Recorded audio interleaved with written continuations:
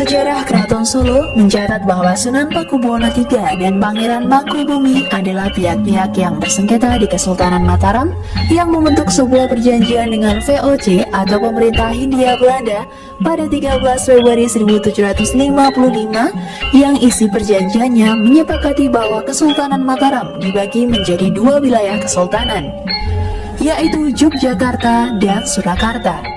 Perjanjian itu dinamakan dengan nama Perjanjian Giyanti. Dari hasil Perjanjian Giyanti itu, lahirlah sebuah kerajaan di Jawa Tengah, yaitu Kasunanan Surakarta Hadiningrat.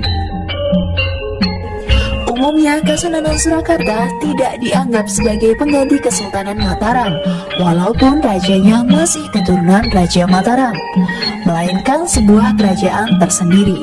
Setiap Raja Kasunanan Surakarta yang memiliki gelar Sunan, begitu juga Raja Kesultanan Yogyakarta yang memiliki gelar Sultan, selalu menandatangani kontrak politik dengan pemerintah Hindia Belanda atau VOC.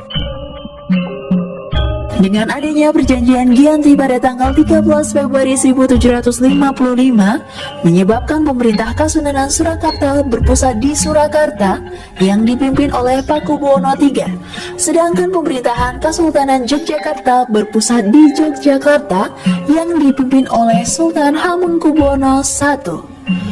Kota dan Keraton Yogyakarta mulai dibangun pada awal tahun 1755 dengan desain tata kota yang sama dengan Surakarta yang lebih dahulu dibangun. Dengan diberikannya daerah sebelah utara keraton kepada pihak Mangkunegara I atau Pangeran Sambernyowo pada Perjanjian Salatiga 1757 memperkecil wilayah Kasunanan. Silsilah Raja Kasunanan Surakarta. Penerus tata Kasunanan Surakarta selanjutnya, yakni Sri Susuhunan Pakubuwono IV, adalah sosok raja yang benci terhadap penjajahan dan memiliki keberanian serta penuh cita-cita tinggi. Sri Susuhunan Pakubuwono V adalah pengganti dari Sri Susuhunan Pakubuwono IV.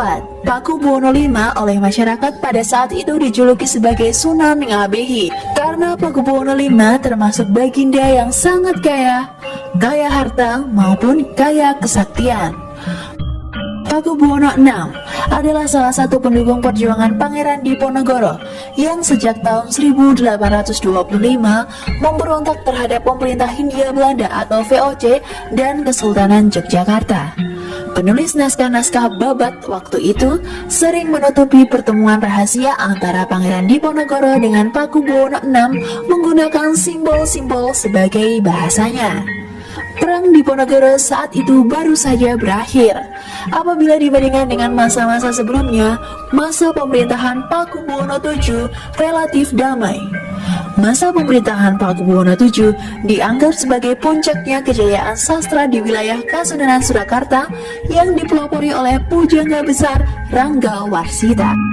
Setelah Pakubuwono VII wafat dan tidak memiliki putra mahkota, maka Pakubuwono VII digantikan oleh kakaknya menjadi Pakubuwono VIII, digantikan dengan putra Pakubuwono VI yang akan menjabat sebagai Raja Surakarta selanjutnya yang bergelar Sri Susuhunan Pakubuwono IX.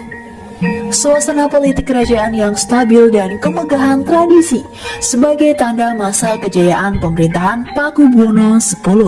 Sejalan dengan perubahan politik di Hindia Belanda, masa pemerintahan Kasunanan Surakarta yang dipimpin oleh Pakubuwono X mengalami transisi dari kerajaan tradisional menuju kerajaan era modern dengan masa pemerintahan yang cukup panjang. Pakubuwono X memberikan kebebasan dalam penerbitan media massa dan kebebasan berorganisasi. Pakubuwono X juga mendukung pendirian salah satu organisasi pergerakan nasional pertama di Indonesia, yakni Organisasi Sarekat Islam. Pada masa pemerintahannya juga mengadakan Kongres Bahasa Indonesia I di Surakarta tahun 1938. Museum Suaka Budaya Kasunanan Surakarta diberikan oleh Presiden Soekarno, Presiden pertama Republik Indonesia, dengan maksud agar museum tersebut menjadi tempat perlindungan benda-benda budaya yang bernilai tinggi.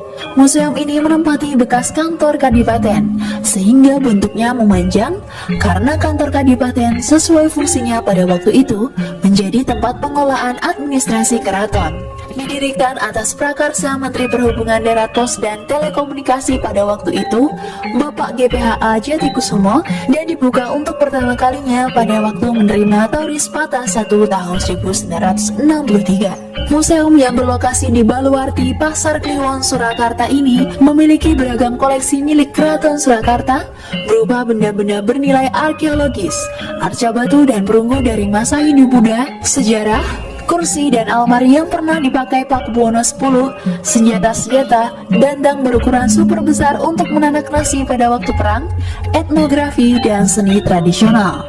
Selain itu, terdapat juga foto-foto raja-raja serta kereta-kereta raja yang kebanyakan buatan negeri Belanda.